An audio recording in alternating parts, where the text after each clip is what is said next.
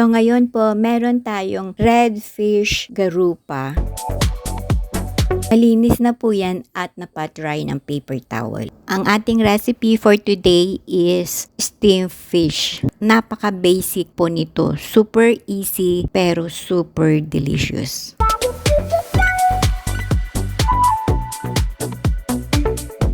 So, ang ating ingredients is gagawa lang po tayo ng ginger strip, at yung spring onion, i-cut natin ng finely chopped.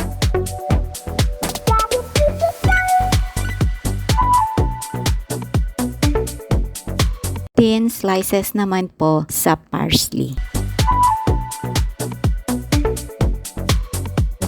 Yan po, ready na ang ating ingredients. Next na gawin natin is lagyan natin ng tubig yung kawali and then bring to boil. When it's boiled, lagay po natin yung fish and then steam for 10 minutes or depende po sa laki ng fish.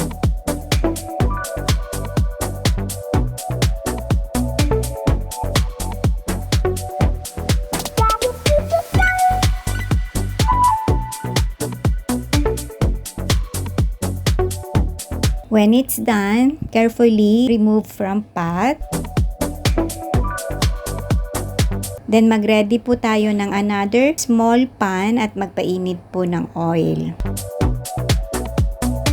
Sprinkle natin yung ginger strip, followed by chopped spring onion and parsley.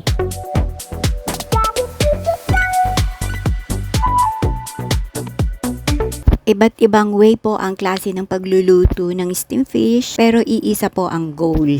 Masarap na ulam.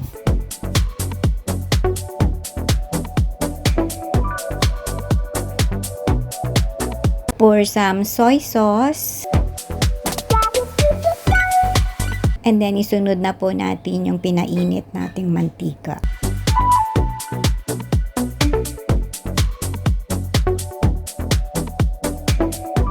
Yan na po, pwede na po siyang i-serve. Muli po ang inyong kasama sa kusina, Ankim and Kath. Huwag kalimutang i-follow para updated ka sa mga bagong videos. Till next time ulit for more easy and delicious recipe. Thank you for watching. Bye everyone. God bless.